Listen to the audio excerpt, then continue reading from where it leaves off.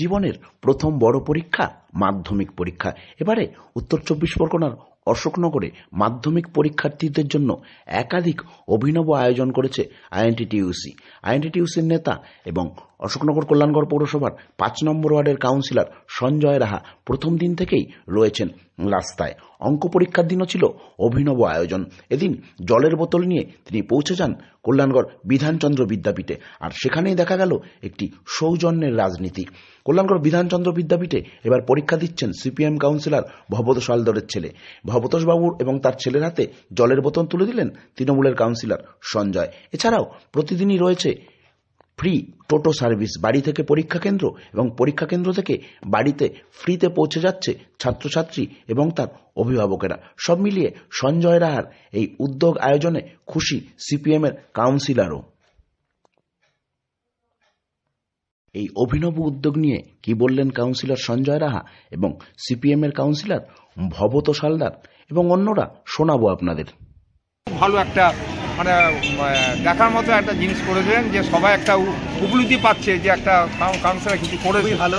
এটা পরীক্ষা দিয়ে বেরিয়ে একটা অঙ্ক পরীক্ষার টেনশন থাকে, টেনশন মুক্ত একটু। কে পরীক্ষা দিচ্ছে আপনার? আমার ছেলে। কি নাম ছেলের? দেবজ্যোতি সাহা। কোন স্কুলে পড়ে? বিবেকানন্দ। ভালো পরীক্ষার্থীদের উদ্যোগ। কাউন্সিলর সবসময় এই কাউন্সিলর আমাদের সবসময় করে থাকে, ভালো উদ্যোগ, ভালো। আপনিও একজন বামপন্থী কাউন্সিলর, তৃণমূলের কাউন্সিলর এসে জল দিলেন। ছেলের পরীক্ষা ছিল। হ্যাঁ, আর এটা অশোকনগরের সৌজন্য, তৃণমূল বাম এই সৌজন্যতা রয়েছে। ছেলে পরীক্ষা দিচ্ছে। হ্যাঁ, ছেলে পরীক্ষা দিচ্ছে। আপনার নাম? আমার নাম ভবতোষ হালদার। কত নম্বর ওয়ার্ডের কাউন্সিলর?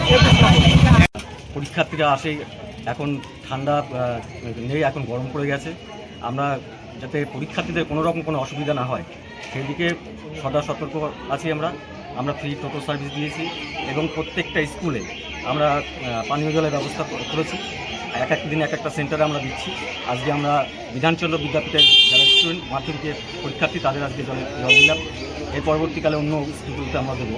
আমরা সকলেই পরীক্ষা করছি, আমরা রাস্তায় আছি। আইএনটিটিইউসির পক্ষ থেকে কি এগুলো দিচ্ছেন আপনারা? আর ফ্রি সার্ভিস যেটা টোটোর, সেটা চালু আছে? চালু আছে। আপনারা দেখেছেন যে পরীক্ষা হওয়ার আগেই সমস্ত টোটো সেন্টারগুলো ভাড়া লাগছে না? ভাড়া লাগছে না। এমনকি 10 থেকে 12টা স্টুডেন্ট আছে যারা ফোন করছে, তারা অসুস্থ, তাদের বাড়ি থেকে টোটোতে করে তুলে এনে সেন্টারে দিয়ে দেওয়া হচ্ছে, আবার সেন্টার থেকে তাদের বাড়িতে পৌঁছে দেওয়া হচ্ছে।